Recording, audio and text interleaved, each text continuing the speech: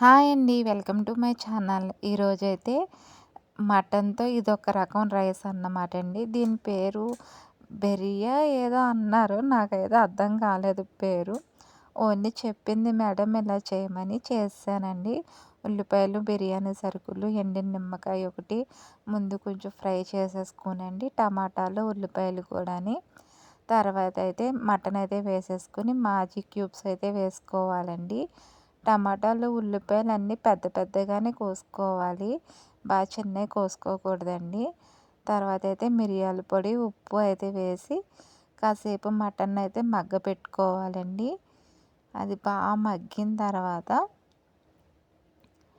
ఇప్పుడైతే అందులో కొంచెం కరివేపాకు అయితే వేసేసుకొని ఒక పావుగంట మగ్గపెట్టుకోవాలండి. తర్వాత వేడి నీళ్ళు అయితే వేసుకోవాలి. లహం ములిగేంత వరకు వేసుకొని మూత అయితే పెట్టేసుకోవాలండి. ఇక్కడ మటన్ ఉడకడానికి ఒక 2-3 గంటలు అయితే పడుద్దన్నమాట. నాకైతే 2 అవర్స్ పట్టింది. అది అయిపోయిన తర్వాత ముందుగా కడిగి పెట్టిన రైస్ అయితే ఇంకా ఆ మటన్ను వాటర్లోని అలా అయితే వేసేయాలండి.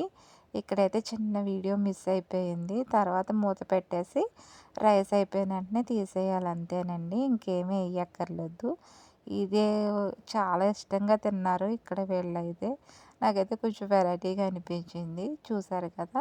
లాస్ట్ అండ్ ఫైనల్ ఇలా రెడీ అయిపోయిందన్నమాట. అలాగే ఛానల్ లైక్ చేసి సబ్స్క్రైబ్ చేసుకోండి.